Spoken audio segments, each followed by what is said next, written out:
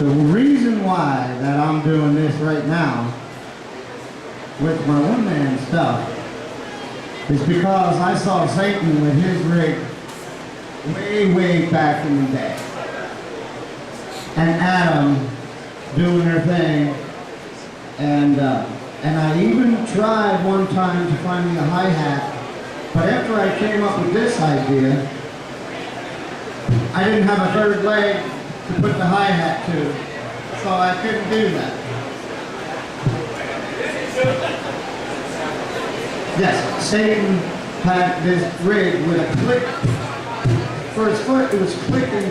He had the hi-hat so loose that when he wanted his back click, he would hit the back of his shoe right down and make this thing click on the board. And I thought that was the coolest thing. So all of these thoughts were going through my head. But the biggest thought was when I used to work with James Cotton, he told me a story just before he met Sonny Boy Williamson.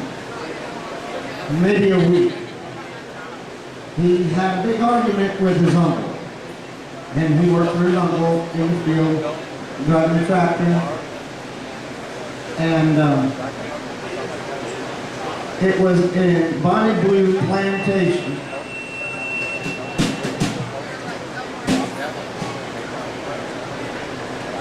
On Bonnie Blue Plantation, which is about a mile south of the actual town of Tunica, Mississippi. And there is a marker right on Highway 61 where James Cotton's home used to be.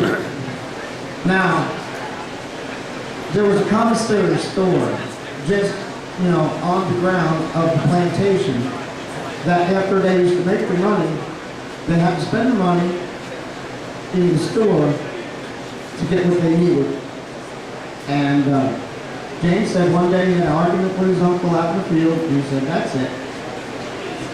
I'm going to play my harmonica over there at the store. And he found an old wine crate. And they were made pretty solid. And he always told me I need to find one of those.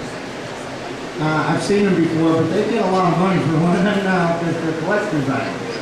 But he sat there with a chair and one harmonica in the wine crate. It made $36 in 2 hours. And that was the last time he worked on the farm anymore. Well, he begged his uncle to take him to bring him to the seed man, Rice Miller, Sonny Boy Williamson, who had the radio station at the KFFA radio station in Helena, Arkansas, and they used to publish, promote the King Biscuit flour.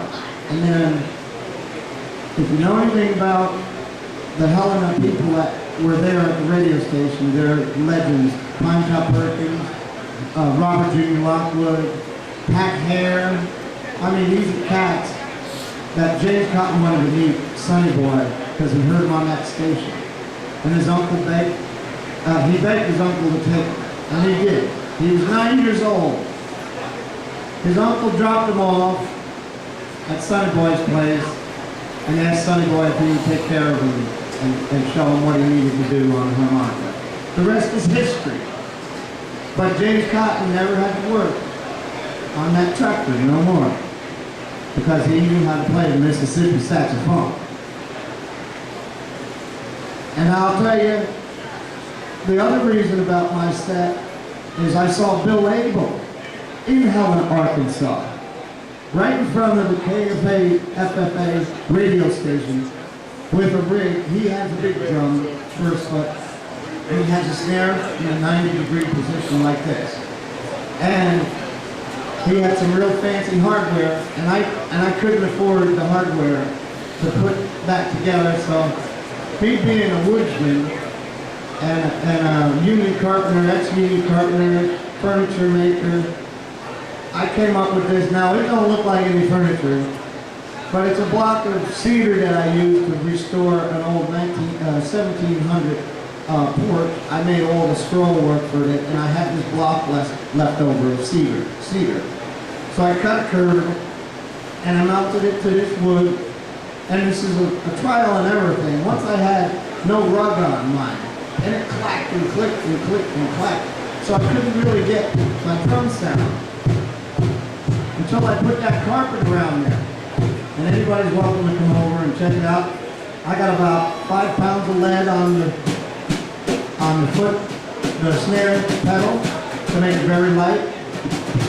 And I'm able to do what I need to do to promote the harmonica without a whole band. And I don't have to fire the drummer because he comes home with me every night.